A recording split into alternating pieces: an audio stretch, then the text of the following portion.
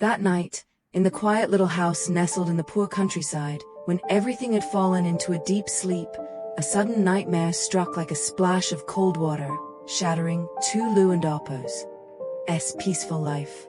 In the dark room, tieu suddenly came down with a high fever. Her body was burning hot like a furnace, her mind was spinning, and she fell unconscious, completely unaware of her surroundings. To make matters worse, sharp, squeezing pains suddenly flared up in her lower abdomen. Relentless and violent, as if thousands of sharp knives were repeatedly stabbing and slashing into her flesh. The poor girl could only clutch her pregnant belly, curling up on the bed and groaning in utter helplessness and excruciating pain. In the dead of night, with not a soul around, her weak groans faded into the empty air. Her body burned like fire. Her usually beautiful face was now deathly pale and drained of color. Her lips were parched and cracked, and cold sweat poured off her like rain, soaking both her clothes and the bedsheet beneath her. Fortunately, at that critical life-or-death moment, when the lives of both tieu and her unborn child were under grave threat, Phuc discovered her extremely critical condition. He couldn't and Apo's help but panic, his heart racing at the sight of the girl he deeply cared for writhing in agony. Without a moment in Apo's hesitation, Phuc immediately scooped her up in his arms and called for an emergency ambulance to rush her to the district hospital for timely treatment before things spiraled out of control. All along the way, inside the ambulance with its siren wailing loudly, tearing through the night sky, Phuc tightly held tieu's ice-cold hand. His heart was filled with anxiety, his stomach churning with worry, and he could only silently pray for mother and child to safely pull through this tribulation. When the vehicle pulled up in front of the hospital lobby, he helped the medical staff quickly wheel the gurney into the emergency room. He then paced back and forth restlessly in the cold hallway for hours, unable to sit still. It wasn't Apo's until the first rays of dawn peeked through the glass window that the doctor finally stepped out to announce that the emergency procedure was a success. Tieu was out of danger and was gradually waking up from her long stupor. When she gently fluttered her heavy, exhausted eyes open, the first person she saw in the dim light of the hospital room was Phuc. He was still keeping vigil by her bedside, his face haggard and his eyes bloodshot from staying up all night worrying. Yet his gaze toward her was filled with endless tenderness, gentleness, and warmth. Phuc gently cradled tieu's slender hand, offering a warm smile to reassure her. He softly whispered in her ear that the doctor said both she and the baby had successfully crossed the danger zone, and the baby was safe and sound, so she should just close her eyes and rest without worrying about anything else. Not only did he refuse to leave her side for even a second, but Phuc was also thoughtful enough to ask the doctor about her current nutritional needs. He then quickly ran out to the hospital gates to buy a hot, delicious bowl of minced pork porridge to help her regain her strength. Phuc carefully brought the porridge back to the room, meticulously scooping up small spoonfuls, gently blowing on them to cool them down, and tenderly feeding tieu bite by bite. Once she finished, he gently supported her back to sit up, poured her a glass of warm water, and thoughtfully prepared each pill to hand to her, ensuring she took her medicine on time according to the doctor and Apo's prescription. This meticulous, nurturing care from Phuc deeply touched tieu, a woman who had endured so much trauma in her past. Tears welled up in her eyes because it had been so long, ever since she escaped her previous living hell of a marriage, since she had felt such warm, protective, and safe love from a man. The next morning, after receiving the news from her son, Phuc's mother was also incredibly worried about tieu's condition. She quickly wrapped up her chores at home and rushed to the hospital to look after her. Seeing her son's face completely exhausted after a long sleepless night at the hospital, she felt deeply for both him and tieu. With a heavy heart, she advised Phuc to head home quickly to shower, eat, and get some rest to recover his strength. This warm reception, completely free of prejudice, and the motherly love from Phuc and Apo's mother left tieu choked up with happiness, yet she also felt extremely self-conscious and apologetic. She feared that as an outsider, and a pregnant one at that, she was bothering and placing too much of a burden on her savior and Apo's family.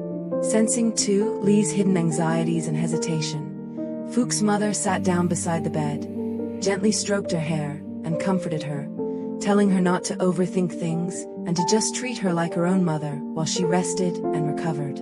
This only made Tulu respect and appreciate Phuc's family more than ever.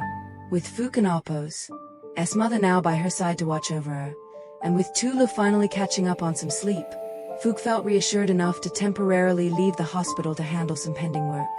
He took some time to meet up with a longtime colleague at a quiet cafe to share and exchange practical work experiences regarding construction drawing design projects, how to manage on-site construction progress, and effective personnel allocation methods in the construction industry, a sector they were collaborating and investing in together.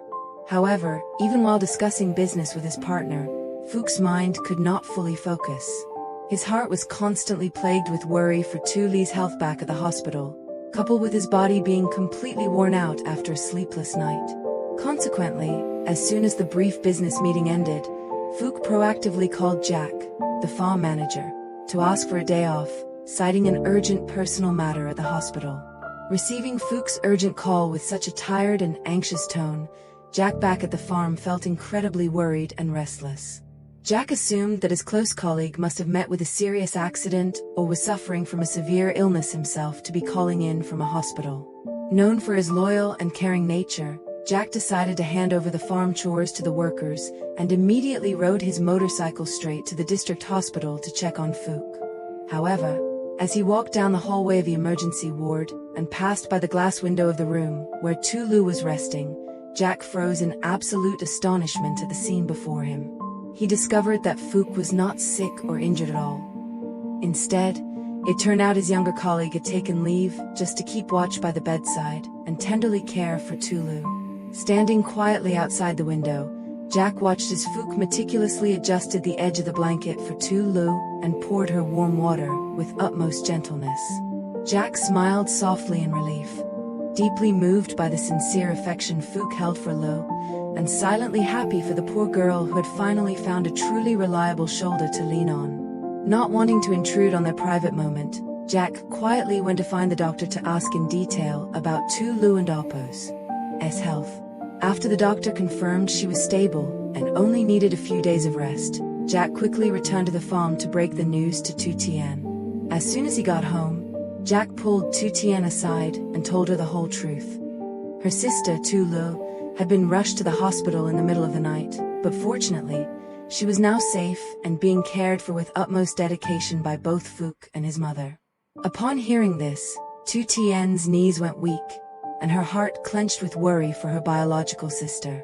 Although she was devastated and panicked, hearing that Phuc's family was there to help brought her some peace of mind. Without a moment in Apos' hesitation, Tien rushed to the kitchen, lit the stove, and personally cooked a warm, nourishing container of minced pork and green onion porridge. She also thoughtfully prepared a basket of fresh, vitamin-rich fruits before heading back to the hospital with Jack to visit her sister. Stepping into the hospital room and seeing that although Tulu was still weak, her complexion was much rosier, and Phuc's mother was sitting beside her holding her hand and chatting warmly, Tien was moved to tears. She ran over to embrace her sister, then turned to Phuc's mother, bowing deeply and expressing her profound gratitude to them for their noble, life-saving act. In the days that followed, even after Tulu was thoroughly examined by the doctor and discharged so Phuc and Apos' mother could take her to their home for better monitoring and care, Tien still regularly made time to shuttle back and forth between the farm and Phuc and Apos' house. She and Phuc's mother took turns cooking the most nutritious meals and preparing warm cups of milk to help Tulu fully recover and prepare for her upcoming delivery. The bond and love between the two families seemed to build a solid fortress protecting Tulu from the storms of life. Yet, fate has a cruel way of playing tricks on people, as another storm gathered to unleash misfortune upon the poor girl once more.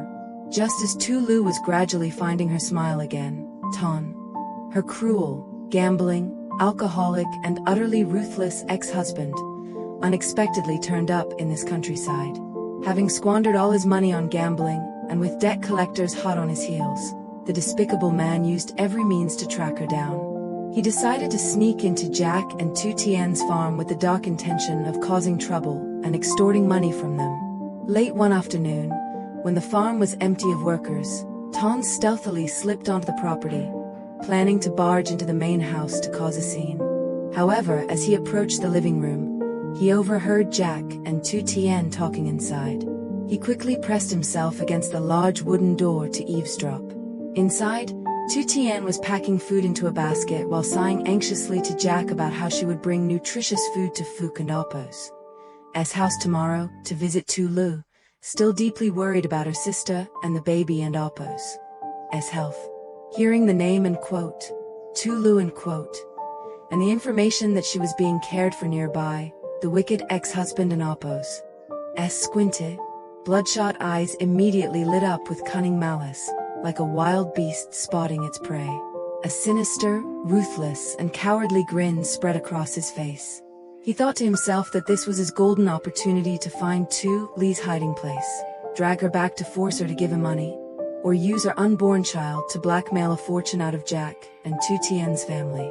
Tien quickly backed away, blending into the shadows of the garden, and decided he would secretly tail Tien and Appo's vehicle tomorrow to pinpoint exactly where Lu was recovering.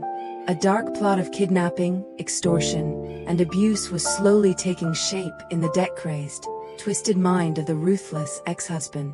Will the sinister plot of this wicked ex-husband succeed? Will Tien be sharp enough to realize she is being followed on her way? And what terrifying dangers will the newly found piece of Lu and her unborn child face next at the hands of the monster named Tien? The answers will be revealed in the next thrilling and dramatic episodes. Please click the subscribe button, like this video, and leave a comment sharing your thoughts to motivate us to release the upcoming episodes. Thank you for your support and for closely following our journey. See you all in the next video. Xin chào tất cả mọi người đã quay trở lại với kênh của mình. Nay thì mình mang tới một video nữa về câu chuyện của tổ tiên và Jack. Như mọi người, trong câu chuyện hôm nay thì có thêm cả Tử Lệ và Phúc nữa. Tử Lệ thì bị đau bụng trong đêm thì may mắn là đang ở nhà Phúc và được anh đưa đi cấp cứu. Cả mẹ Phúc cũng như Tử Tiên và Jack đều lo lắng và chăm sóc cho Lệ, cũng rất yêu thương cho hoàn cảnh và số phận của cô vì nhiều bất hạnh, cũng như con người của cô vì cô rất là ngoan ngoãn cũng như là thật thà. Tuy nhiên thì đã có một điều đang nhon nhén xảy ra khi mà chồng cũ của Lệ là Thanh đang theo dõi Tử Tiên và biết được là Lệ đang ở bệnh viện được Phúc chăm sóc. Liệu hắn sẽ làm gì tiếp theo? Hắn có làm phiền đến Lệ hay không? Hay là thấy cô tội nghiệp thì hắn sẽ bỏ qua cho cô và để cho cô sống một cuộc sống bình yên? Thì cùng đón xem những tập tiếp theo để biết thêm chi tiết nhé. Tạm biệt mọi người.